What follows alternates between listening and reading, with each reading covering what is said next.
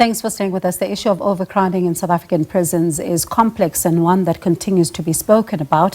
Cases are postponed for a number of reasons, with some accused people managing to secure bail while others cannot. But those who secure bail sometimes cannot even afford to pay.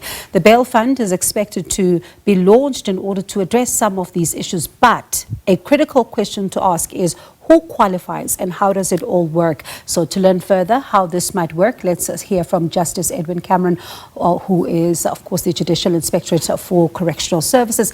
Justice Cameron, good evening to you. Thank you so much for your time. So a lot of questions we've been asking our viewers for their take on this particular fund. And one of the big ones is, how did it come about and how will it all work?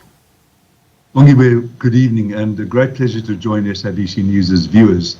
First of all, it is a matter of deep distress to us at the Judicial Inspectorate that we have some 3,000 people, 2,600, who have been granted bail, which means that a judicial officer has assessed that they will stand trial, they won't tamper with state witnesses, they won't threaten the administration of justice, they have an address, but they can't afford it. And the figure I mentioned, 2,600, is people who've been granted bail of 1,000 Rand or less. Now, to many of us, including me and you and SABC staff, those of us in employment, 1,000 Rand doesn't seem a lot. But to most South Africans, it's an enormous sum. But it's a shameful thing that people are prisoners of poverty, as we call them at JICS, which is the Inspectorate. The second reason is that we think that starting a bail fund as a public project can really have an impact, initially a very small impact, but eventually, if this project succeeds, a much bigger impact on overcrowding. Our prisons are shamefully overcrowded. We don't think that we can address the structural causes of the overcrowding, but we think that we can apply a band-aid to some of its symptoms. Does it, say then who or what offences may they have, committed and all of that in order to qualify, or are you just looking at anybody that would need to secure bail that is under 1,000 Rand? It's an excellent question, Bongiwe. Now, let me tell you that we are partnered in this by the UCT Bertha Centre, the institute founded by the Bertha Foundation at UCT. And they have done a wonderful feasibility study, which we have circulated and we discussed last week at this meeting, which agreed to go ahead with a pilot project. Now, the feasibility study considers all the questions that you're asking, but we haven't determined them yet. What we resolved last weekend, we had judges, we had the National Prosecuting Authority, we had magistrates, we had academics, we had legal practitioners. It was a very affirming and emphatic meeting that gave its endorsement to trying to start something. But what the meeting resolved was that we would start a modest pilot project. So I can't answer those questions, and it would be unwise for me to attempt to do so. We will find out as we go along. For example, we could start with just one person sitting at Wynberg Magistrates Court in Cape Town, operating out of Pollsmoor or out of Mitchell's Plain or Goodwood Magistrates Courts, and finding people, offering those who have been afforded bail under 1,000 Rand. We think, to answer your question partially, that we will search for non-violent offenders. I'm in KZN. You can see my hotel room behind me, because today we did an unannounced inspection visit at the remand centre of Westville Prison. Now, that prison crams in 3,800 people into accommodation built for 2,100. That should be a matter of grave concern to all of us listening to this program and speaking on it. But let me tell you, we went into one cell and there were a number of people who said that they'd been arrested for possession of wunga. I think I've got that right. Or there was one man who said he was arrested for assault. He was given bail of 500 Rand. We asked him, was it assault GBH? He said, yes, it was GBH. It's hard for me as a judicial officer myself to believe that any magistrate gave 500 bail for assault with grievous bodily harm, but that's what he told us. But many of them had been there for 14 months, for many, many, many months because they couldn't afford bail of 300 and 500 rand. So I've given a long answer to your question, Bongiwe. We hope that this will start a wave of relative reassertion of justice, and we hope that it will also have a functional effect on this terrible overcrowding that afflicts all of our prisons. And the issue of overcrowding is certainly quite a big one. Are you envisioning, as the working group, that there may be some resistance from some? Yes, it's an exceptionally good question, Bongiwe. You know, people in South Africa are scared. I'm scared. You're scared. I'm not being personal when I surmise that you are scared. We're all scared of violent crime, and we're sick of it. We're indignant about it. We're furious about it. So a lot of people might say to me, why are you even helping these people? And my answer would be, I understand your rage. There are things that we at JIX believe can be done about the violent crime wave, but let's separate the people who are given low amounts of bail, who have qualified for it, whom a judicial officer have said should be out awaiting trial. Let's separate that from our fear and anger about violent crime in our country.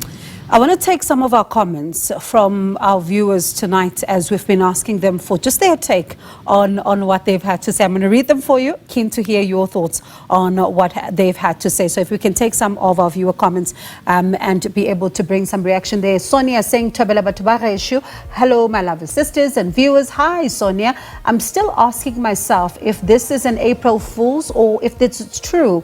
Let that group buy sanitary towels for poor children in South Africa, not to support rapists, housebreakers, hijackers, etc. That's Sonia Mahauda Kureng there. And of course, as we continue to take your views, Society Advancing Men's Rights United saying our prisons house over 150,000 people, 47% of them being those awaiting trial for minor offences. For 2023-24, over 4,000 men were wrongfully arrested. That fund will help those who can't afford bail for petty offences. Komocho saying, I don't think this is a good idea because the Department of Justice needs to raise revenue. That's from Komocho Nkadimeng there in Leboa Khomo. Alex, they must do whatever makes them happy. Justice Cameron, you heard Sonia, for example, saying, no, don't do it. It's not going to work. But then you're looking at that organization representing men's rights, saying that petty offenses will certainly be able to, those who commit them will be able to get assistance. But what do you say about Sonia's comment that's on screen now? I'm really glad that you put Sonia's comment there, and I want to express my respect for Sonia. I do want to say to Sonia that we at JIX are not only trying with Bertha Centre to get this bail fund going, but we've also had a project collecting women's sanitary products, which we have distributed at women's jails. So we are keenly aware of the values that Sonia propounds.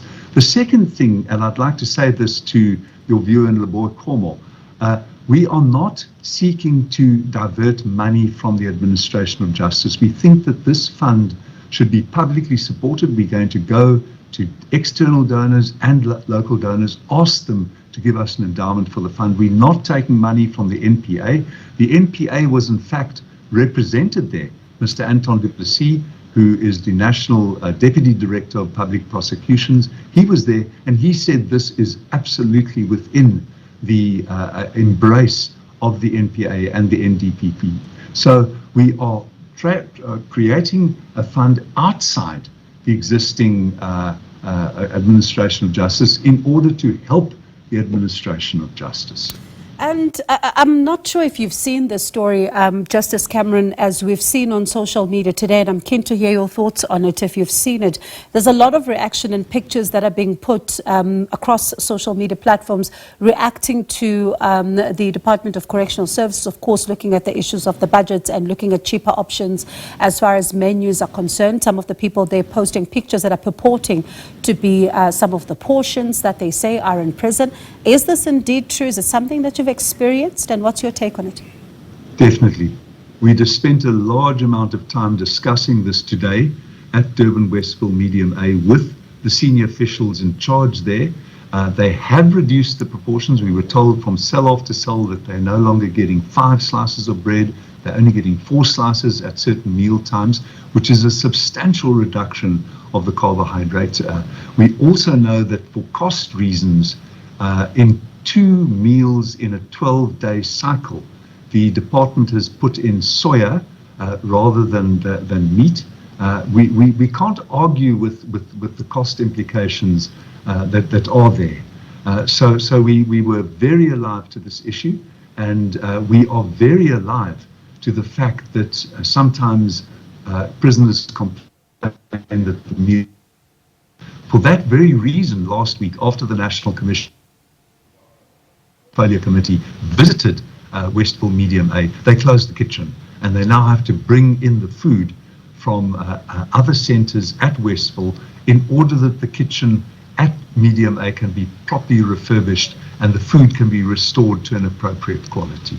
And one would say then, especially for those who on social media have been expressing concern, saying that they don't understand some of the meals and the reduction and all of that. What do you say to those? I say to them, thank you for being concerned. Thank you for expressing your outrage. We would like social media comment to be well grounded in fact, and I think much social media comment is. And I've expressed my respect for people who are skeptical about what JIX does and about the programs that we propound. So I hope that it's well-informed social media comment about the meals in the correctional system. I don't have access to social media myself, but I'm grateful to you for relaying those comments to me. I envy you. I envy you. I have to have it because of the job, but I envy you and the peace that comes with it. But thank you so much, Justice, for your time. Appreciate it. Thank you. Thank you for chatting to us. That was Justice Edwin Cameron, the Judicial Inspectorate for Correctional Services.